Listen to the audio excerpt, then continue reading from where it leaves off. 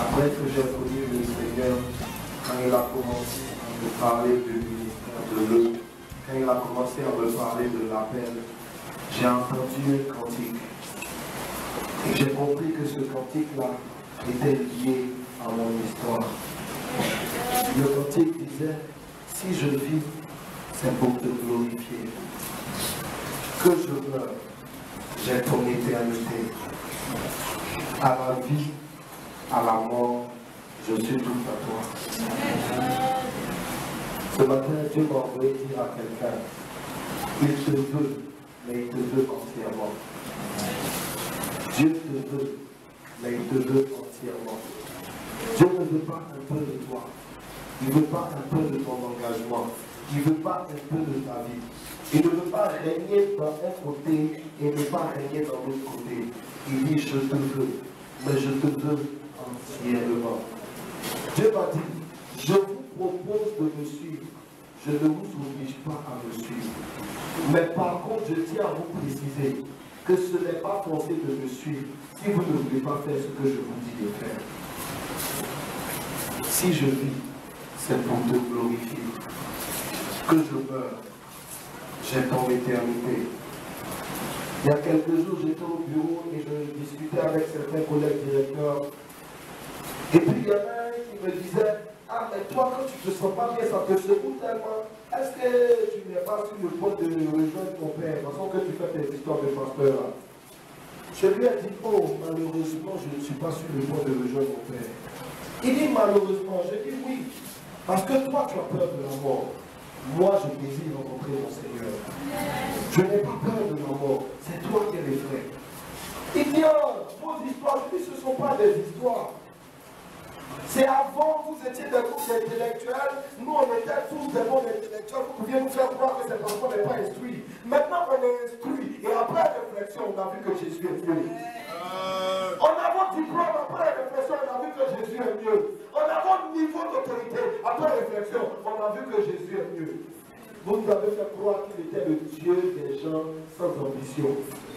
Alors qu'en vérité, il est le Dieu de ceux qui doivent régner. Amen. Nous l'avons choisi et nous vivons toujours avec lui. C'est ce Dieu-là que nous voulons servir.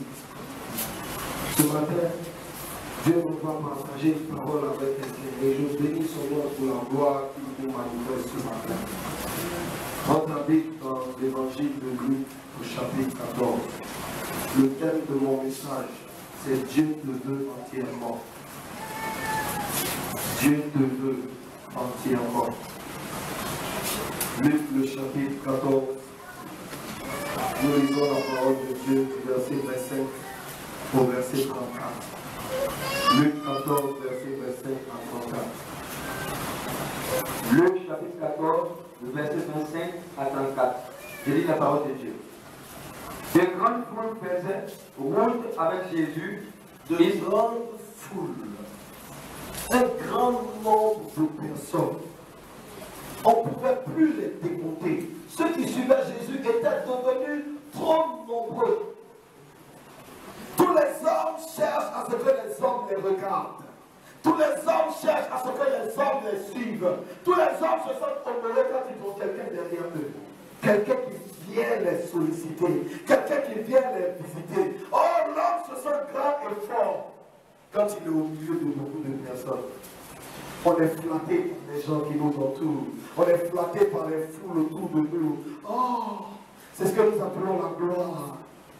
Je suis célèbre, je suis connu, il y a des foules à ma suite. Quand je parle, beaucoup de gens m'écoutent. J'ai le pouvoir. C'est derrière moi que tout le monde vient. Dieu m'a dit, entends ma parole, mon fils, et apprends de mes enseignements. Entends ma parole, mon fils, et apprends de mes enseignements. La Bible dit, des foules suivaient Jésus. N'importe qui peut être à la place de Jésus, alors profitez pour faire un petit show rapidement. Les foules nous suivent. Oh, tu sais, dans le ministère, lorsque nous apportons la parole de Dieu, les foules nous suivent. Oui, quand nous chantons, les foules nous suivent. Quand nous travaillons dans de grandes sociétés, les foules nous suivent. Quand nous avons le pouvoir politique, les foules nous suivent. Le référentiel des hommes, c'est que s'il y a beaucoup de gens autour de moi, c'est que c'est moi qui suis Dieu. Jésus va commencer par nous enseigner les principes du royaume des cieux. Première règle, la Bible dit, les foules le suivaient. Jésus se retourna vers eux. Il se retourna et leur dit. Il se retourna et leur dit. Si quelqu'un vient à moi, Si quelqu'un vient à moi, et s'il ne hait pas son père, et s'il ne hait pas son père, sa mère, sa mère, sa femme, ses enfants, ses frères et ses soeurs, et même sa propre vie, s'il ne hait pas même sa propre vie, il ne peut être mon disciple. Alléluia. Jésus dit, règle numéro 1, vous êtes nombreux à me suivre, mais je veux poser les conditions. Je ne suis pas à la recherche des foules. Je suis à la recherche des adorateurs. Je ne suis pas à la recherche de la gloire des hommes. Je suis la gloire de Dieu. La Bible dit dans le livre de Hébreux, le chapitre 1, qu'il est l'apôtre du Seigneur. Je suis la gloire de Dieu. Je ne cherche pas les foules. Donc dès le départ, je veux vous dire clairement, il ne faut pas que quelqu'un après va dire, ah non, t'as suivi et puis tu te comportes comme ça. Il dit, je n'ai pas besoin que vous soyez beaucoup derrière moi. Il avait commencé à enseigner ça à Gédéon. Ils sont venus, 32 000. Il dit, dis-leur, ils n'ont qu'à se retourner. On ne cherche pas les plaisanter dans la nouvelle Jérusalem. Je dis, on ne cherche pas les plaisanter dans la nouvelle Jérusalem. La ville sainte, le salut, la présence de Dieu est trop précieuse pour que n'importe qui n'en mesure pas la qualité puisse venir habiter là-bas. Dieu est plus précieux que ton père, il est plus précieux que mon père. Dieu est plus précieux que ton épouse, il est plus précieux que mon épouse. Dieu est plus précieux que notre enfant. Il est règle numéro 1. Celui qui va me suivre doit changer l'ordre de ses priorités. Change l'ordre de tes priorités avant de me suivre. Qu'est-ce qui comptait pour toi d'abord? Ta femme, ton mari? C'est moi Dieu qui est la première place. Tu me donnes la première place ou alors va chercher un autre Dieu. Et mais Seigneur, regarde, à l'époque j'imagine qu'il y a des gens qui ont dû avoir envie de dire à Jésus, parmi ses disciples, et Jésus, si tu dis ça, ils vont quitter l'église. Jésus dit, hey, allez dans l'église d'un côté si ça ne vous plaît pas. Je ne cherche pas des suiveurs, je cherche des adorateurs. Oh, écoute-moi. Dieu m'a dit, je ne cherche pas des gens forts, je cherche des gens qui peuvent aider les faibles. Je ne cherche pas des gens riches, je cherche des gens qui sont capables de donner. Je ne cherche pas des gens grands, je cherche des gens qui sont capables de se faire petits. Est-ce que tu comprends de quoi je parle? Il dit, ma logique n'est pas votre logique. Vous voulez être grand, moi je veux des gens qui vont se prosterner. Vous voulez être riche, moi je veux des gens qui vont se dépouiller pour leur prochain. Vous voulez être fort, moi je veux des gens qui vont soutenir les faibles. À vous tous qui me suivez, à vous tous qui vous dites que c'est Jésus-Christ que vous voulez, à vous tous qui vous faites appeler chrétiens, je dis, je ne cherche pas à ce que vous soyez nombreux.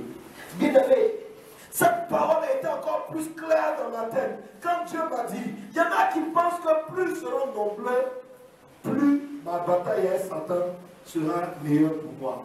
Écoutez-moi, Satan a déjà perdu. C'est Satan qui cherche beaucoup de personnes pour diminuer la chaleur du feu. Ben, il s'est dit, s'ils sont nombreux, peut-être le feu va moins le brûler. Sinon, Dieu ne cherche pas plus de soldats pour la guerre. Il a déjà gagné la guerre. Il ne cherche pas plus de soldats. Il a déjà gagné la guerre.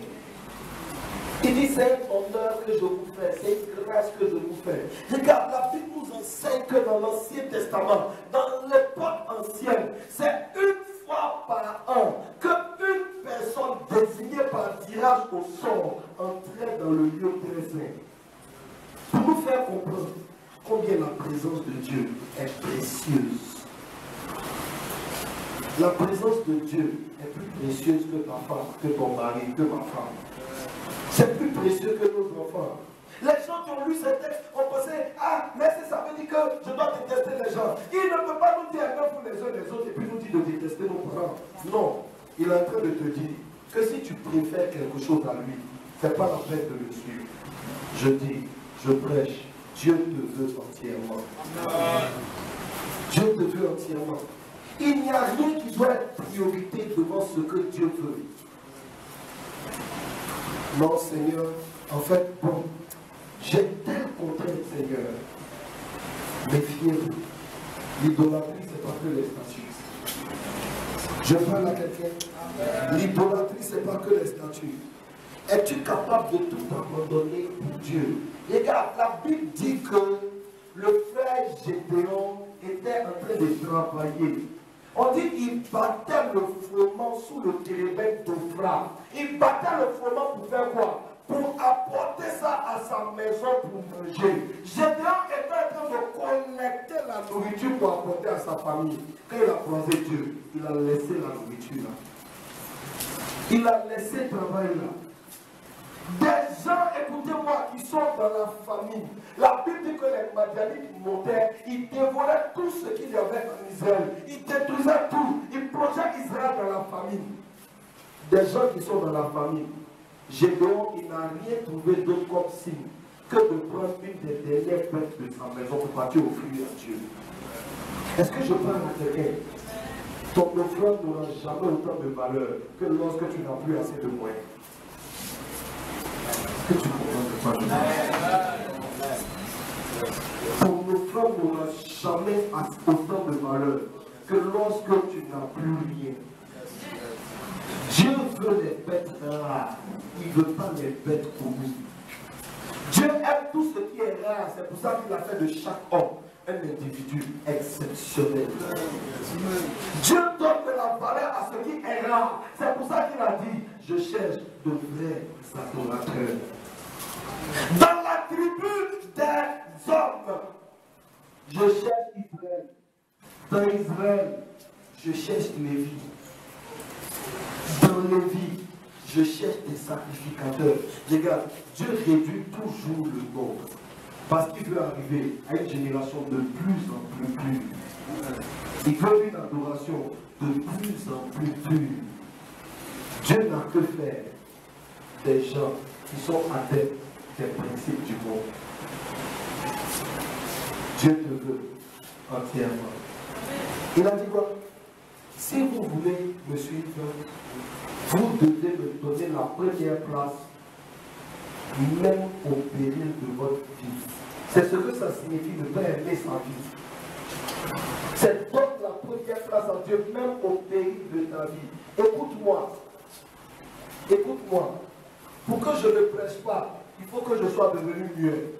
Mais si jamais je suis devenu mieux en 2 dimanches, compte sur moi pour qu'en une semaine j'apprenne le langage des sous mieux. Pour que quelqu'un traduise pour moi.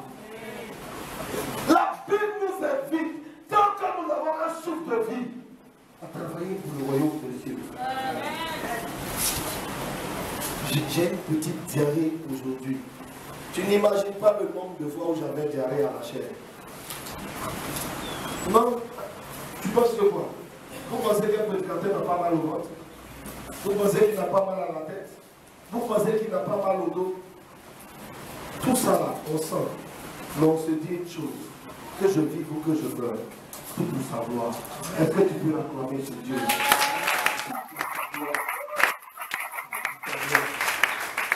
Continue. Au verset 27. Et quiconque ne porte pas sa croix et ne me suit pas ne peut être mon disciple. Vous êtes beaucoup derrière moi. Attendez avec votre avance. Jésus dit, je n'aime pas l'histoire où après on se fâche que tu ne m'avais pas dit. Je vais vous dire en même temps. Je n'aime pas les histoires de non, je suis devenu chrétien depuis tu fais rien pour moi. Jésus dit, hey, c'est ce que vous avez fait à papa dans le désert et puis vous a tué. Moi je ne suis pas dans vos histoires là. Avant que tu me suives, il faut savoir quel prix tu vas payer. Avant que tu me suives, il faut savoir, moi ceux qui me suivent, ils ressemblent à quoi? Il dit, pour me suivre, tu porteras ta croix avec moi. Écoutez-moi, tu as déjà vu quelqu'un soulever barrage? Tu as déjà vu quelqu'un soulever barrage? Quand on soulève barrage, on marche comment? Comme ça? On marche comment? On marche dimanche, Jésus, dès le départ, dit, tous ceux qui me suivent vont apprendre à se courber sans tomber. Il faut apprendre à se courber sans tomber. Le bagage m'attaque, comment ça est sur mon dos et je marche avec. Je ne tomberai pas. Et si jamais je tombe, je me relèverai. Parce que je sais ma destination. Je connais ma destination. Je sais que j'ai été créé pour la gloire. Je sais que je suis prédestiné à la gloire, aux choses élevées. Dis à quelqu'un à côté de toi, il faut qu'on prenne notre croix. Il faut qu'on prenne notre croix. Continue jusqu'au verset 34. Amen. Au verset 28. Car lequel de vous, s'il veut bâtir une tour ne s'assied d'abord pour calculer la dépense et voir si de quoi la terminer. Avant de prendre une maison, tu demandes combien ça coûte, tu vérifies si ton argent suffit. Jésus dit, avant de me suivre, il faut demander combien ça coûte. Oh, est-ce que quelqu'un comprend de quoi je parle? Il dit, avant de me suivre, il faut demander combien ça coûte. Demande à Job, il va te dire. Demande à Abraham, il va te dire. Demande à Moïse, il va te dire. Demande à Paul, il va te dire. Ils sont nombreux les témoins du réel de Dieu qui nous entourent. Et qui peuvent nous dire combien ça coûte de suivre Jésus. Il dit, avant que tu me suives, il faut savoir combien ça va te coûter. Au cas où tu es sur la terre là pour jouir des plaisirs de ce monde, pour me suivre, tu ne devras pas aimer la vie. Tu ne devras pas aimer la vie. Écoutez, moi j'ai découvert une chose. Aimer les honneurs là, c'est pas un péché. C'est aimer ça maintenant qui est le péché. Parce que sinon, à la nouvelle Jérusalem, Dieu a prévu de nous donner la gloire. Il a prévu de nous donner l'honneur. Il n'y a personne qui sait honorer mieux que Dieu. Tu sais comment je sais? La Bible dit que Dieu a révélé l'esprit du roi. Le roi dit, ah mais il y a quelqu'un qui nous avait sauvé la vie. Comment l'avons-nous honoré? On dit non, on n'a rien fait pour lui. Le roi dit, que devons-nous faire pour quelqu'un qui nous a réjouis? La Bible dit, un conseiller du roi a dit au roi, que ton meilleur cheval, que ton char le plus précieux soit mis à la disposition de celui qui a réjoui ton cœur. J'ai compris pourquoi, quand Élisée accompagnait Élie, Élie s'est envolé sur un char de feu, parce que tu as prévu que toi et moi, nous montions sur le même char que lui utilise. Dieu a prévu de te donner des honneurs. Mais les applaudissements des hommes, crois-moi, regardez, vous aimez Atalakou. Mais si vous entendiez les Atalakou des anges, les Atalakou des anges, imagine, tu entendras les anges chanter. Éloge, éloge, il a vécu l'indignation. Éloge, éloge, il a droit à la vie éternelle. Bien-aimé, il a créé un monde pour toi et moi. Regarde, sur la terre des hommes actuellement là, on envoie CV, on passe concours, on fait test. Dans la nouvelle Jérusalem, chacun a déjà sa place et son écrit. Oh, je dis, sa place et son nom sont déjà écrits. Il est écrit à celui qui vaincra, il donnera un nom plus précieux. Il donnera un nom. Le nom là sera écrit dans sa maison. Bien aimé, je n'aspire pas aux immeubles de Dubaï. Je vais les utiliser pour glorifier le nom de Dieu. Mais je cherche des immeubles de la nouvelle Jérusalem. Là-bas, tu regardes jusqu'à ça ne finit pas. Ça ne finit pas. Paul dit, j'estime que les souffrances présentes, Romains chapitre 8, sont sans comparaison avec le poids de gloire à venir. Les souffrances présentes sont sans comparaison. Paul dit, j'ai calculé. Moi, Paul, je suis un docteur. J'ai fait un calcul, j'ai demandé à Dieu, qu'est-ce que tu proposes? Je te propose de l'argent, je te propose des bijoux, des voitures, je te propose tous les trésors de ce monde. Paul dit, waouh, quelle proposition! C'est pas mal ça! Si je dis, il dit, mais Satan, tu peux me faire vivre jusqu'à quel âge? Satan dit, je peux te laisser vivre jusqu'à 100 ans. Paul dit, waouh! Waouh!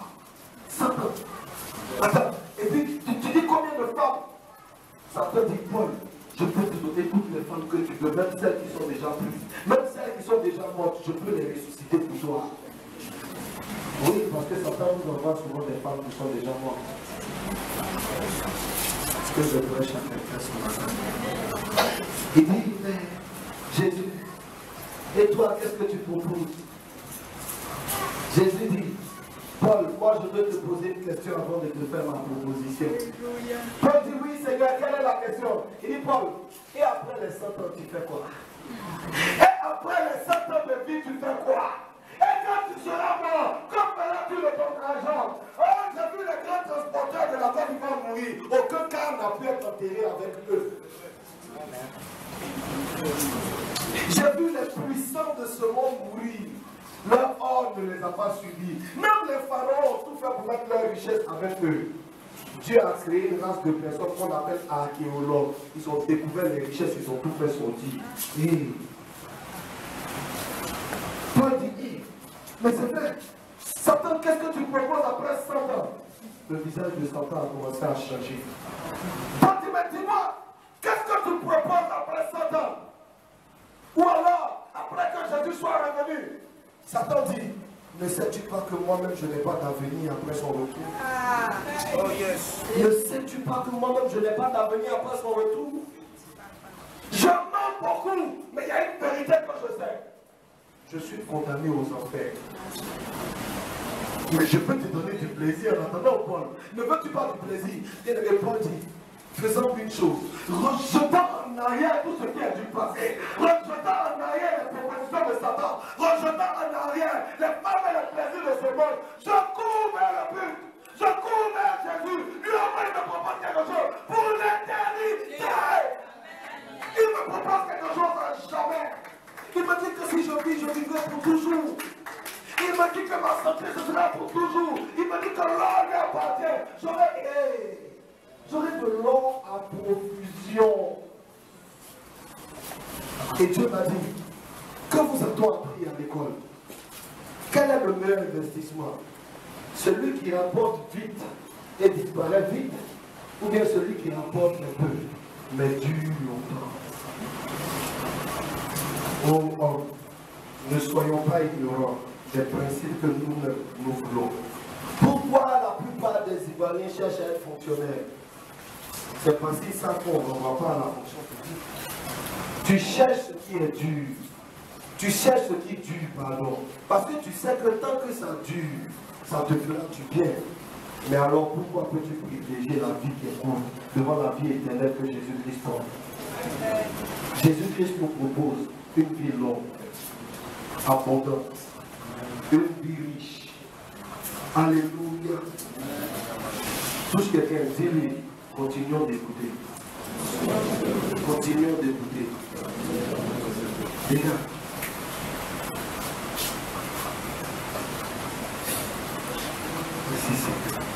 Matthieu chapitre 6.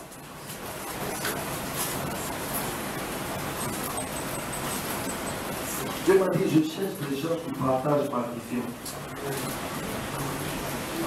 Jésus te dit ce matin, si ce n'est pas pour partager sa vision, ce n'est pas la peine de partir de l'église. Ah, mais vision de Dieu là, c'est quoi? Isaïe chapitre 61, verset 1 à verset 3. L'Esprit du Seigneur est sur moi. Il m'a oint pour apporter la bonne nouvelle aux pauvres, pour libérer les captifs, pour proclamer une année de grâce. Il m'a oint pour donner une huile de joie à ceux qui portaient la cendre. Il m'a oint pour détacher les liens des esclaves. Jésus dit, avant de me suivre, sois sûr que tu es prêt à vivre, non pas pour toi, mais pour ton prochain. Jésus cherche des gens qui vont vivre pour les autres. Jésus cherche des gens qui vont vivre pour les autres. Quand Dieu a mis à cœur à l'homme de se marier, et après, quand il a mis à cœur de faire des enfants, c'était pour qu'on apprenne à vivre pour quelqu'un d'autre que nous-mêmes. En se mariant, on devait commencer à ne plus prendre soin uniquement de nous, mais prendre soin d'une autre personne, notre épouse, notre époux. En faisant des enfants, on devait commencer à ne plus prendre soin uniquement de nous, mais apprendre à se battre pour des enfants. Écoute-moi, un parent apprend à ne pas manger quand la nourriture ne suffit pas pour donner à ses enfants. Dieu voulait changer nos cœurs par la famille. Satan a attaqué la famille pour rendre les cœurs des hommes plus durs. Vous pensez que pourquoi ils font mariage pour tous? Pourquoi ils vous disent que le mariage c'est pas important? Pourquoi est-ce que les pays occidentaux, chacun vit dans son chacun? Une personne qui t'a élevé jusqu'à qu'elle a 80 ans, tu la déposes chez quelqu'un quelque part. Je vais vivre ma vie. Oh. Quand Dieu me donnait ce message, Dieu était en train de me parler des gens et de leurs expressions. Il dit, mon fils, tu n'imagines pas comment mon cœur pleure. Je les entends dire, on ne vit pas en brouillon. On ne vit pas en brouillon. Ah, moi je dois vivre ma vie. Chacun vit sa vie de loup-garou. Je ne vous ai pas créé pour que vous viviez comme vous voulez. Paul dit, ce n'est plus moi qui vis, c'est Christ qui vit en moi. Ce matin, je suis venu dire à quelqu'un, la première limite de ta vie, tu sais c'est quoi? Ton premier problème sur cette terre des hommes, tu sais c'est quoi? C'est que tu continues de vivre au lieu de laisser Jésus-Christ vivre. Tu continues de vivre au lieu de laisser Jésus-Christ vivre. Tes yeux peuvent regarder le pauvre sans que ton cœur ne soit touché. Waouh! Waouh! Et voilà, c'est mon quand tu es devenu quand vous parlez des banquiers à l'école. J'espère que tes diplômes vont t'envoyer au paradis. Et moi, je ne sais pas, pasteur. Chacun ses affaires. Moi, j'ai fait mes affaires, ça a marché. Pourquoi je vais partager à mon prochain? J'espère que tes affaires t'enverront au paradis. J'espère que tes affaires t'enverront au paradis. Non, non, non. Regarde comment il s'habille. Mais c'est quoi ça? Mais c'est justement parce qu'il s'habille malgré toi, on t'a permis d'avoir autant de jolis habits. C'est pour ça que tu reprends l'habit. Sinon, excusez-moi, combien d'habits peut porter un homme en une fois? Quand tu sors de chez toi, tu peux mettre combien d'habits sur toi? C'est pas un sous-corps, c'est pas un caleçon, c'est pas un pantalon, c'est pas une chemise, c'est pas une robe. Tu mets combien tu sois avec ma robe? Je peux parler à quelqu'un? Écoute-moi. Tu portes une robe par jour, c'est ça? Quand tu as fini de porter la robe, est-ce que tu la jettes? Non. Tu fais quoi? Tu la laves? Alléluia. Et tu peux la laver pour la garder combien de temps? Combien de temps tu vas la laver? Combien de fois tu vas la laver pour la conserver? Autant de fois que tu veux. Mais donc dis-moi, quand un homme, quand une femme a des centaines de vêtements, c'est pour pouvoir porter des vêtements aussi dans le cercueil? Parce que je ne vois pas de combien de jours dispose l'homme pour qu'il puisse porter autant d'habits. Je ne vois pas. Je ne vois pas comment tu feras. Parce que tout ce que l'homme a pu créer est limité dans le temps. Il n'y a que ce qui vient de Dieu qui est illimité. Je suis venu dire à quelqu'un ce matin, Dieu te veut entièrement. Et il veut que tu sois conscient du contrat que lui signe avec toi. Il veut que tu sois conscient du contrat. Matthieu chapitre 6. Matthieu chapitre 6, au verset 1er. Gardez-vous de pratiquer votre justice devant les hommes, pour en être vu autrement. Vous n'avez point de récompense auprès de votre Père qui est dans les cieux. Tu veux que les hommes te célèbrent? Bien-aimé, j'imagine que ce jour-là, le message de Jésus a dû déplaire à trop de personnes. Mais comment? Il y a foule dessus depuis que c'est comme ça, tu veux pas? Il dit oui. Parce que quand vous m'aimiez ou pas, ça ne change rien à ma grandeur. Ça ne change rien à ma majesté. Mais c'est pour vous que ça peut changer quelque chose. Si c'est les applaudissements des hommes que vous recherchez, il dit vous aurez déjà été payé alors. Ne comptez pas sur les applaudissements dans les cieux. Dieu m'a dit, Je ne vous invite pas à être célébré. Je vous invite à demander à ceux qui vous entourent de me célébrer. Celui qui me fait célébrer sera célébré dans mon royaume. Ah, Jésus dit, celui qui parle de moi, je parlerai de lui. Je parlerai de lui. Mais celui qui fait parler de lui, assurément, on n'entendra plus parler de lui.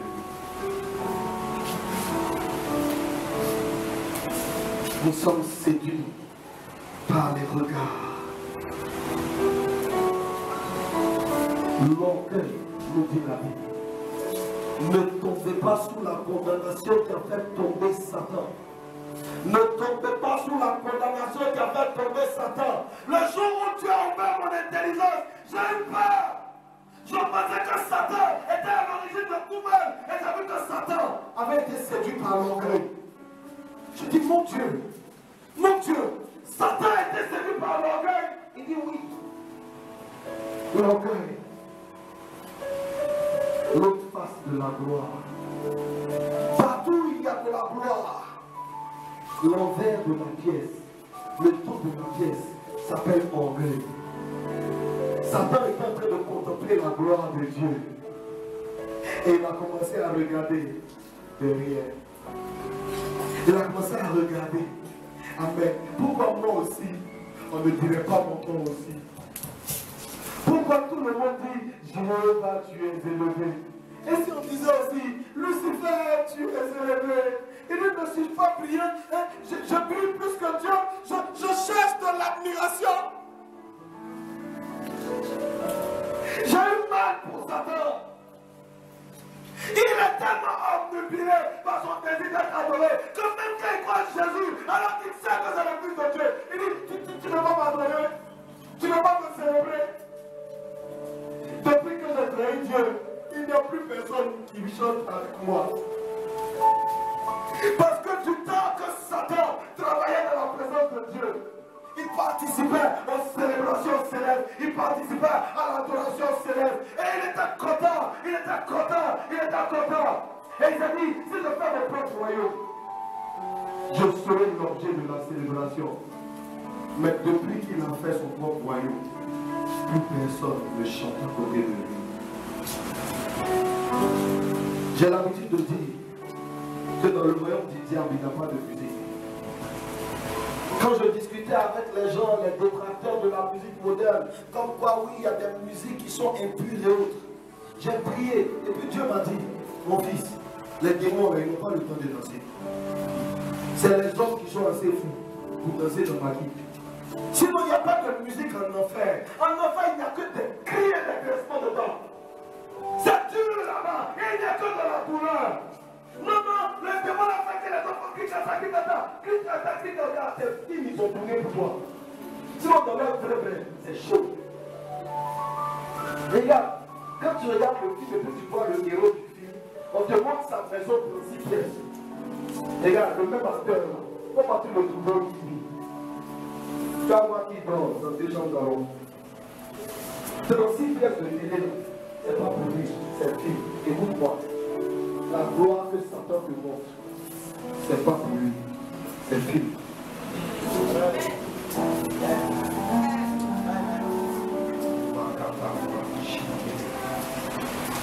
Ne pas aimer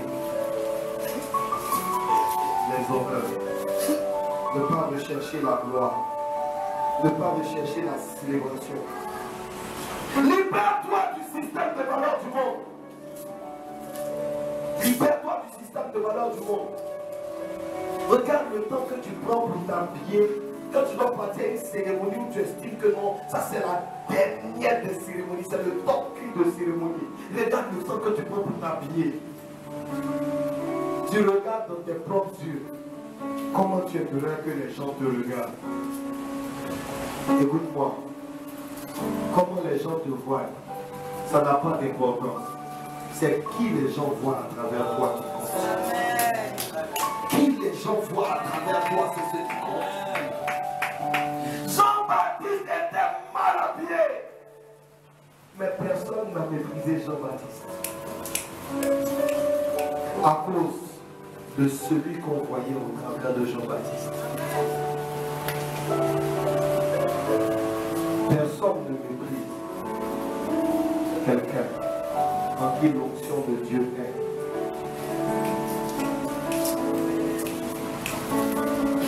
La Bible dit qu'un jour, des enfants ont critiqué Élisée. Des enfants se sont moqués d'Élisée. Tu vois, comme on faisait avant, quand on était petit, quand on était très bête, on voyait les fous passer, on venait. Les fous, la folle. Il y en a même qui allaient jusqu'à aller pisser et puis on court. Et les parents disaient quoi? Oh, c'est des enfants. Les enfants se sont moqués d'Élisée. La Bible dit qu'ils ont été déchirés par des bêtes sauvages. Ils ont été tués, ils sont morts, ils ont été assassinés. Et Dieu aussi, écoute-moi, quand l'onction est manifestée à un certain niveau, la main qui va vers l'onction, elle doit venir bénie, sinon c'est la malédiction qui choisit. Il a dit à Abraham, celui qui t'est béni est béni. Il n'y a pas de problème. Touche ton voisin. Dis-lui, tu sais si c'est pour me bénir. Dis-lui, tu sais si c'est pour me bénir. Tu seras béni. Mais si c'est pour me maudire. Mais si c'est pour me maudire. Je préfère prier pour toi. Bien aimé, quand Jésus a dit prier pour vos ennemis, on a pensé que c'était juste une affaire dont on n'a qu'à leur pardonner. Ça va plus loin que ça. Ça va plus loin que ça. Priez pour vos ennemis, tiens compte du fait que quand quelqu'un a Dieu dans sa vie et qu'une personne le combat, la Bible dit Dieu efface le nom de l'adversaire de la suivante de la terre. Regarde, si Dieu te montre ce qu'il veut faire à tes ennemis, c'est toi-même qui as cherché ta prière pour dire à Dieu pardon, faut les laisser. Pardon, faut les laisser. Oh, arrête de te fâcher quand les gens te provoquent. Arrête de te sentir blessé parce qu'ils te méprisent. Écoute-moi. Celui qui est blessé et qui se tait, c'est celui-là le plus grand. Ésaïe chapitre 53, il n'a pas dit un seul mot. Il n'a pas dit un seul mot.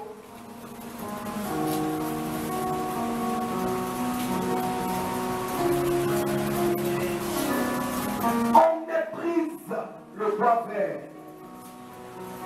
Et les bois secs disent, c'est pas grave, à défaut de célébrer le bois vert, célébrez-moi. Ça me fait quoi? Célébrez-moi. Les gars, un jour je disais à un de mes fils, s'il y a quelque chose dont je me méfie, c'est du succès. Je me méfie du succès parce que je préfère le paradis. Je ne veux pas du succès sur la terre s'il va me priver du paradis. David dit que je ne sois pas trop riche. Parce que je me rends compte que avant quand j'étais berger, et puis depuis je suis devenu roi, il y a un certain niveau de royauté. Quand j'ai passé ça, je ne trouvais plus du temps pour toi. Ça m'a conduit à aller avec Bathsheba. Ça m'a conduit à faire un enfant dans le péché. Écoutez-moi. Le même David dit, j'ai été conçu dans l'iniquité. Et il s'en va concevoir un enfant dans l'iniquité. Dieu a tué l'enfant. Tu as été conçu dans l'iniquité. Tu n'as pas choisi, mais tes parents t'ont conçu dans l'iniquité. Je t'ai quand même sauvé. Toi, tu vas venir concevoir un enfant inique aussi. Tu vas venir faire un enfant inique aussi. Dieu a tué l'enfant. David dit, pardon. C'est la richesse là qui a tourné dans les deux choses.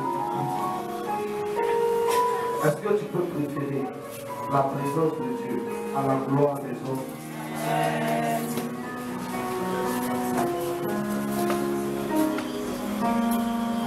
Dieu m'a dit, si tu es vraiment décidé, alors obéis au planning que je te donne. Obéis au planning que je te donne. Dans Matthieu le chapitre 6, à partir du verset 25 jusqu'au verset 32, Dieu dit, le corps ne vaut-il pas mieux que le vêtement? Je dis, tu sais pourquoi tu réfléchis à chemise manche longue ou bien manche courte? C'est parce que tu as plat. Ça vous fait rire? Tapez sur le net. Pasteur Nick Vujicic. C'est l'un des ministères les plus impressionnants des temps actuels. Il n'a pas de bras, il n'a pas de pieds. Je sais que vous ne pouvez pas imaginer, mais quand tu n'as pas vu, tu ne peux pas imaginer comment il vit. Il n'a pas de bras, il n'a pas de pieds. Et quand il arrive quelque part, il dit, oh, excusez-moi, je vais vous embrasser, mais comme je n'ai pas de bras. Tu es sûr que tu pourrais rire en pensant au fait que tu n'as pas de bras? Quand il vient commencer une prédication quelque part, il a fait des programmes au Pakistan et autres. Il a rempli des stades, des centaines de milliers de personnes.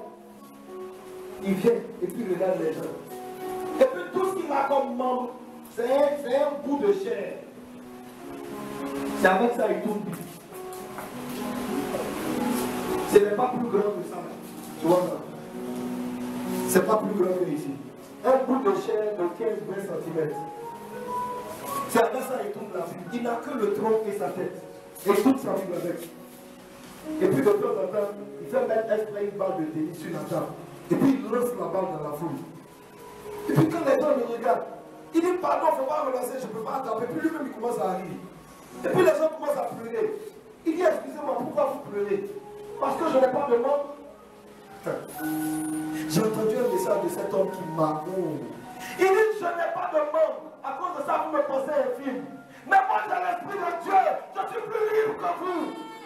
Je suis plus libre que vous. Son ministère s'appelle la vie sans les membres, mais la vie sans limite. Life without limits, but life without limits. Il dit c'est vous les handicapés, vous ne connaissez pas Jésus. C'est vous les infirmes, vous n'allez pas entrer dans le royaume des cieux. Il dit moi, j'ai tout ce que je veux. Il est né d'un pasteur, ses parents sont pasteurs. Quand il est né, on a dit à ses parents, cet enfant est une malédiction, jetez-le. Ses parents disent ce n'est pas notre conviction. On a prêché partout l'amour. Ce n'est pas parce que notre enfant est né avec autant de déformations qu'on va le rejeter. Écoutez-moi, quand il a commencé à prêcher, l'onction de Dieu se manifestait d'une telle dimension.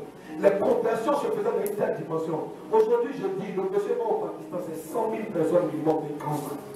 Croissant d'évangélisation, 100 000 personnes au moins. On le montre visiter les prisons. Ils ne vont pas parler les prisonniers, la pleure. Il dit, mais pourquoi vous êtes en prison? Parce que parent t'a rejeté. Mais moi je n'ai pas de bras, je n'ai pas de pieds. Toi tu peux courir, toi tu peux travailler, toi tu peux manger, toi tu peux te battre. Moi je n'ai pas tout ça. Mais j'ai accepté quelqu'un qui a changé mon histoire. Il dit, j'ai accepté Jésus-Christ de Nazareth. Écoute-moi, peu importe ce qui te manque, si tu as Jésus-Christ dans ta vie, je dis, peu importe ce qui te manque. C'est quoi? C'est un père qui manque. Mais David n'avait pas père. On a dit au papa de David, avec tes fils, on va faire fête. Il a appelé tout le monde sur David. Il a dit quoi? Il ne reconnaissait pas David dans ses enfants. Regarde, celui qu'on n'a pas appelé, c'est devant lui les autres enfants se sont prosternés qui disent Sa Majesté le roi David. Qu'est-ce qui te fait mal? Non, je n'ai personne pour me pousser dans la vie. Aïe! Aïe! Joseph est né riche héritier. Dieu l'a dépouillé, il l'a envoyé en Égypte. Il s'est retrouvé à l'étranger, il s'est retrouvé en esclavage. Expliquez-moi comment un esclave à l'étranger fait pour devenir premier ministre. Pharaon dit, la seule chose qu'il y a en toi et moi, Joseph, c'est le trône. Comme un étranger et un esclave fait pour atteindre un tel niveau. Un jour, je causais à Dieu. Il m'a dit, tu n'as rien remarqué dans la vie de Joseph? Comment Joseph a fait pour devenir intendant de Pharaon? Bien-aimé, réfléchissez. Intendant, ça signifie comptable. C'est quelle école de comptabilité Joseph a fait? Il n'a rien fait. Tout ce que Joseph faisait, c'était d'appliquer les lois de son Seigneur. Il obéissait à la parole de Dieu. L'Éternel a dit à Josué, veille à mettre les paroles de ce livre de la loi en pratique jour et nuit et tu réussiras dans toutes tes entreprises. Je suis venu dire à quelqu'un ce matin, Jésus ne cherche pas une foule pour le suivre, il cherche de vrais adorateurs.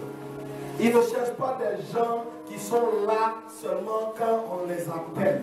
Ils cherchent des gens qui, quand on ne les a pas appelés, eux-mêmes ils s'appellent pour dire, parle Seigneur, ton serviteur écoute.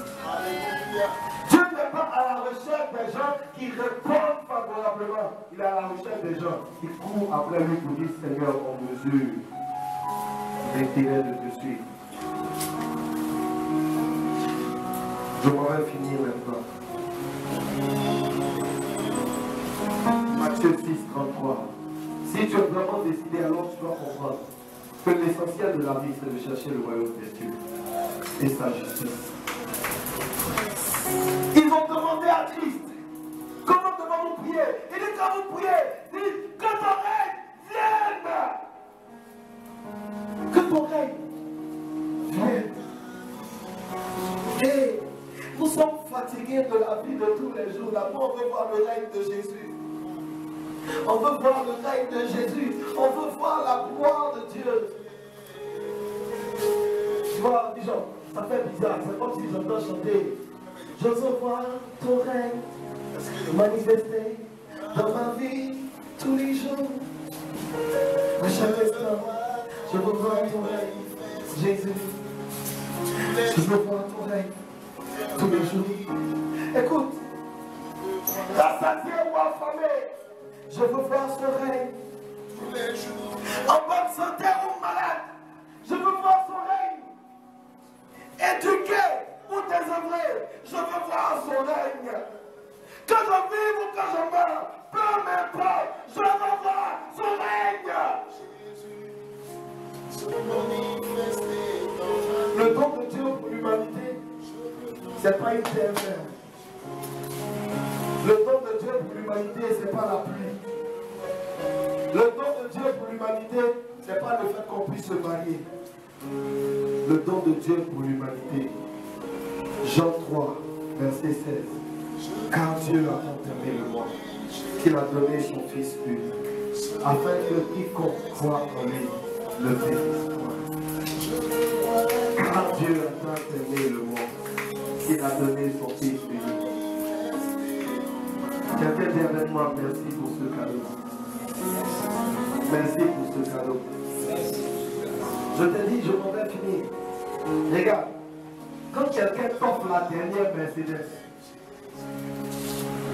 et puis un jour il monte des temps avec toi, et puis il voit un peu de placali sur le tableau de bord. Il voit un peu de coca versé sur les sièges. Il voit des habits sales. Il voit banane dans le coffre. Regarde, même les hommes qui sont des hommes, le monsieur dit je vais acheter mon nouveau 4x4. Sa femme dit ah je vais partir au marché avec, il a giflé. Toi tu vas partir au marché avec mon nouveau 4x4. Tu vas mettre piment dans mon 4x4 pour salir ça. Et toi, à qui tu as fait le cadeau le plus beau qu'il t'a donné Jésus? Qu'est-ce que tu fais dans la vie de Christ? Quelles sont les saletés que nous mettons dans la vie de Christ? Mais un jour, le maître va remonter dans la voiture. Et puis il va regarder qu'est-ce que nous avons fait de la voiture. Un jour, nous dit la Bible, Jésus est rentré dans le temple. Et puis il a regardé mouton, cabri. Regarde, mouton là, c'est toutes les bières tu passes qu'on peut avoir. Cabri là, c'est les garçons, les femmes qui cherchent tout le temps dehors. On dit à des gens qui faisaient business, ils n'étaient pas de jouer cartes dans le temple de Dieu. C'est toute l'impudicité de ta vie, tout le péché que tu as donné de vivre dans la sanctification. La Bible dit ce jour-là, pour la première fois, ils ont vu de Jésus une option que jamais le monde n'avait vue. Ce jour-là, on a vu le lion de Judas. Jésus a noué nos fouets avec des cordes. Il les a frappés pour les faire sortir. Regarde, tu as déjà vu quand on s'en va déloger les gens dans les marchés. Tu as déjà vu, actuellement à Abidjan, il y a plein de délogements parce que les gens sont placés à des endroits où ils ne doivent pas être. Tu as déjà vu quelqu'un, on le déloge et puis il ne résiste pas. Si tu comprends de quoi je parle. Quand tu t'en vas vas déloger les woro de la gare d'Adjamé, quand tu t'en vas déloger les vendeurs à Abobo, il faut savoir qu'ils vont résister. J'ai dit ce jour-là, ils ont vu un visage de Jésus qui ne vont jamais. Commerçant, tu vas venir le chasser de son commerce où il gagne l'argent et puis il ne va pas. Nyambro, là, tu connais c'est quoi? Quand tu dis Nyambro, quand tu sais c'est quoi? Comment? Parce qu'on va chercher les Nyambro parce que là, ils n'ont rien à perdre. Mais si le commerce est perdu, il ne vit plus. Il y avait des gens comme ça dans le temps. Mais je dis, quand Jésus a touché le premier, quand chacun a entendu la manière dont ça sonnait, ils ont dit ce jour-là, l'onction de Samson est revenue. Je vous assure, ils ont revu l'onction de Samson ce jour-là. Il les a chassés du temple. Parce qu'il est écrit qu'il aime le pécheur, mais attention, il déteste le péché. Ce matin, je suis venu te dire, Dieu n'est pas moins cher. Il te veut entièrement. Si tu veux le suivre, décide-toi à le suivre. Dans ce cas, obéis à sa parole. Ne vis pas comme tu veux vivre. Il a dit que nous devons nous aimer, aime ton prochain. Il a dit que nous devons marcher dans la sanctification, marche dans la sanctification. Il a dit que nous devons apprendre à souffrir, apprendre à souffrir. Et voici ce qui arrivera. Apocalypse, le chapitre 21.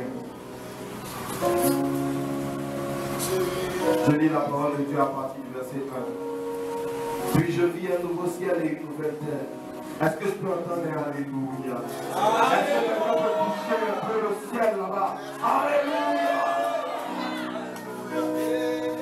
Puis je vis un nouveau ciel et une nouvelle terre. Vous il faut que vous écriviez une chanson sur Apocalypse 21. Il faut que l'église chante ça. Il nous faut une chanson sur Apocalypse 21. Puis je vis un nouveau ciel et une nouvelle terre. Car le premier ciel et la première terre avaient disparu, et la mer n'était plus.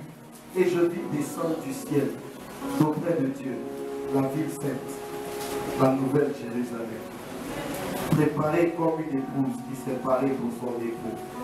Et j'entendis du trône une voix forte qui disait, voici le tabernacle de Dieu, avec les hommes. Il habitera avec eux, et ils seront son peuple, et Dieu lui-même sera avec eux. Il essuiera toute larme de leurs yeux. Il essuiera toute larme de leurs yeux. Je dis, il essuiera toute larme de leurs yeux. Et la mort ne sera plus. Il n'y aura plus de peine. Il n'y aura plus de cris. Il n'y aura plus de douleur. Car les premières choses auront disparu. Et celui qui était assis sur le trône dit, voici je fais toutes choses nouvelles. Et il dit, écrit, car ces paroles sont certaines et véritables. Il me dit, c'est fait. Je suis venu dire à quelqu'un, c'est fait. J'ai compris pourquoi Jésus à la croix de Golgotha a dit, tout est accompli. C'est fait, c'est fait. Au 7e jour, Dieu a dit, c'est fait, c'est fait. Je suis l'alpha et l'oméga, le commencement et la fin. À celui qui a soif, je donnerai de la source de l'eau de la vie, gratuitement. Celui qui vaincra héritera ces choses. Je serai son Dieu, il sera mon fils. Mais pour les lâches, les incrédules, les abominables, les meurtriers, les tricheurs, les débauchés, les magiciens, les idolâtres et tous les menteurs, leur part sera dans les temps de feu et de souffle, ce qui est la seconde mort. Est-ce que tu peux acclamer Dieu pour ça?